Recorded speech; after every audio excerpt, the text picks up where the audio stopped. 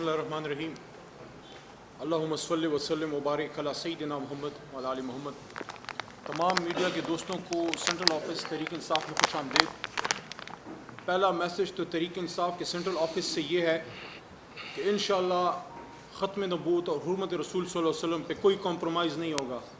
عمران خان جب وزیر اعظم تھے، امریکہ جا کے صہیونیوں کی کچھار میں گھس کے وہاں انہوں نے یہ جنگ لڑی ہے حرمت رسول صلی اللہ علیہ وسلم کی، اور ہم تحریک انصاف کی طرف سے ایک تو بہت ہی اس پہ اسٹرانگ ہمارا اور تمام مسلمانوں کا کہ انشاءاللہ چاہے کچھ بھی ہو جائے 1 انچ بھی اس پہ کمپرومائز نہیں۔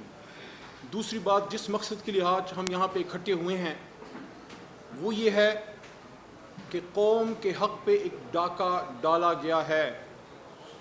غریب آدمی کے پاس اس ملک میں آخری ہتھیار اس کا ووٹ ہے۔ جب اس کا، میں چونکہ سیاسی کارکن ہوں، تیسری بار اللہ کے حکم سے عمران خان صاحب کی برکت سے تحریک انصاف کی وجہ سے میں اس ایوان میں پہنچا ہوں، مجھے اس کا تجربہ ہے۔ جب آپ کے علاقے کا کوئی شخص ناراض ہوتا ہے تو وہ داڑھی پہ ہاتھ پھیر کے کہتا ہے کہ الیکشن میں دیکھیں گے۔ یہ غریب آدمی کا ایک تھریٹ پرسیپشن ہے کہ میں اپنے ووٹ سے اپنا ملک ٹھیک کروں گا۔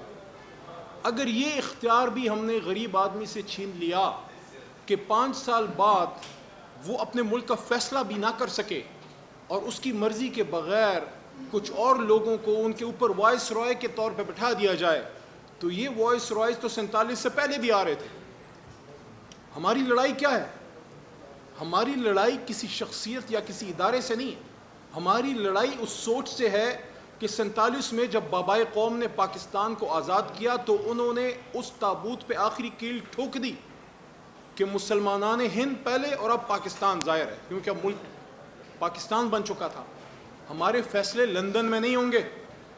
اس مقصد کے لیے عمران خان صاحب اور ہم سب جب ہم تحریک انصاف میں آئے ہیں، ہماری جدوجہد ہی یہ ہے کہ لندن کی غلامی سے آزاد ہو کے ہم واشنگٹن کی غلامی میں نہیں جائیں گے اور نہ تل ابیب اور اسرائیل کی۔ کیوں ایسا کیا گیا کہ عوام کے حق پہ ڈاکہ ڈالا گیا؟ میری پرسوں ترسوں عالمگیر خان کراچی کے ہمارے ایکس ایم این اے سے بات ہوئی، بڑے افسردہ لہجے میں انہوں نے مجھے بتایا کہ 1 لاکھ سے زیادہ ان کا ووٹ تھا، 1,17,000 ہے، 1,15,000، وہ منہا کر کے جو شخص 10-15 ہزار جس کا ووٹ تھا اس کو جتوا دیا گیا۔ آپ کیسے ایسے کر سکتے ہیں؟ یہ قوم کے ساتھ مذاق کیسے آپ ایسے کر سکتے ہیں؟ اگر ہم نے یہی کرنا ہے تو پھر سوال یہ پیدا ہوتا ہے کہ اتنے اربوں روپے کیوں لگائے گئے؟ ہماری 80 اور 85 سال کی خواتین، بزرگ، ویل چیئرز پہ بیٹھے لوگ لائنوں میں 8 گھنٹے کھڑے ہو کے انہوں نے جب ووٹ ڈالا ہے وہ کس لیے ڈالا ہے؟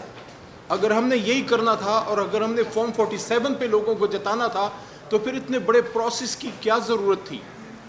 یہ جو ابھی ہماری بہن ہے، مجھے ان سے کوئی ذاتی عناد نہیں ہے، ہماری سیاسی حریف ہے، لیکن میرا سوال ہے یہ جو بلوچستان میں آپ نے کیا ہے وہی آپ نے پنجاب میں کر دیا۔ مریم نواز شریف صاحبہ کل وزیر اعلیٰ کا انہوں نے اوتھ اٹھایا ہے، میں ان کو مبارکباد ضرور دیتا۔ میں نے ان کے والد محترم میاں نواز شریف صاحب کو 2013 میں مبارکباد دی تھی جب وہ وزیر اعظم بنے، ایوان میں پاس جا کے ہاتھ ملا کے مبارکباد دی، لیکن مریم بی بی کو کیوں نہیں دی؟ اس کی وجہ یہ ہے کہ پہلے آپ اس سیٹ تو جیتیں جس پہ آپ نے ایم پی اے بننا ہے۔ آپ تو مہر شرافت سے ہار چکی ہیں۔ میاں صاحب آپ تو صرف مانسیرا میں نہیں ہارے، میاں صاحب آپ تو لاہور میں ہار چکے ہیں، حمزہ صاحب آپ تو اپنا لاہور ہار چکے ہیں۔ آپ کے بڑے بڑے سورما اپنے اپنے سیٹیں ہار گئے، کچھ کو بچا لیا گیا، کچھ کو نہ بچایا جا سکا۔ یہ بھی میاں صاحب چیک کریں، اپنی منجی تلے ڈانگ پھیریں کہ شہباز صاحب، میاں صاحب آپ کی جماعت کے اندر سے کچھ لوگوں کو جتایا گیا، میاں صاحب آپ کے کچھ لوگ ہار گئے جن نے ہارنا تھا کیونکہ وہاں سے ہم جیت چکے تھے، شہباز صاحب کے کچھ لوگوں کو جتا دیا گیا۔ یہ کیوں کیا گیا؟ یہ کیا کھیل ہے؟ خیبر پختونخوا میں صرف بلوچستان کی کہانی تو نہیں ہے، خیبر پختونخوا میں ہم پورا خیبر پختونخوا جیتتے ہیں۔ پشاور ویلی میں کچھ لوگوں کو ہروا دیا گیا، تیمور خان جھگڑا کو ہروا دیا گیا، بنگش کو ہروا دیا گیا۔ کیوں ہروایا گیا؟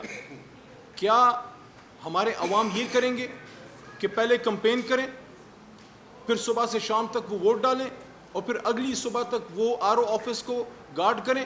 دیکھیے ہمیں پاکستان کو آگے لے جانا ہے. آخری بات کروں گا, پاکستان کو آگے لے جانے کے لیے ہم نے آج ایک نیا عمرانی معاہدہ کرنا ہے, اور وہ عمرانی معاہدہ یہ ہے کہ ہر کسی نے اپنا کام کرنا ہے. ایک تو سیاستدانوں کو یہ درخواست ہے کہ یہ آپ کے گھر کی لڑائی نہیں ہے, یہ اقتدار کے سنگاسن پہ ذاتی لڑائی نہیں ہے, یہ امانت پاکستان کے 25 کروڑ عوام کی ہے. عوام جس کو چاہیں گے, جب اس کو مینڈیٹ انہوں نے دے دیا, ان کو موقع ملنا چاہیے.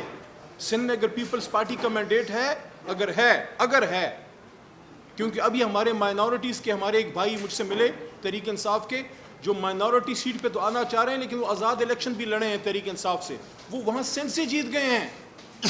صرف نون لیگ کا مسئلہ نہیں ہے, پیپلز پارٹی اور وہاں ایم کیو ایم کا. دیکھیں کہ کراچی کا مینڈیٹ ہمارے پاس ہے. چیف الیکشن کمشنر صاحب سے میرا سوال ہے, حافظ نعیم صاحب نے جو سیٹ واپس کی ہے, آپ لوگوں نے اس کی انویسٹیگیشن کی؟ چیف جسٹس آف پاکستان سے میرا سوال ہے, التجا ہے, درخواست ہے, وہ بھی مؤدبانہ, کہ جو کمشنر راول پنڈی نے راز افشا کی ہے. دیکھیے سچ وہ ہوتا ہے, آخری بات, جو پہلی بار کہا جائے, بعد میں تو مصلحت ہوتی ہے. ہر کسی کے بچے ہیں, کوئی نہ کوئی کسی نہ کسی جگہ پہ کمپرومائز ہو جاتا ہے. تو اگر ہم نے پاکستان میں جمہوریت کو بچانا ہے تو مینڈیٹ جس کا ہے اس کا مینڈیٹ اس کو دیجئے, حکومت ان کو بنانے دیجئے. تحریک انصاف الیکشن جیت چکی ہے, 86 ہماری مرکز میں ابھی ہیں, 107 پنجاب میں ہیں, 90 ہماری پشتونخوا میں ہیں, 9 ہماری اس وقت سندھ میں ہیں, اور 1 سیٹ ہمیں جو ہے بلوچستان سے.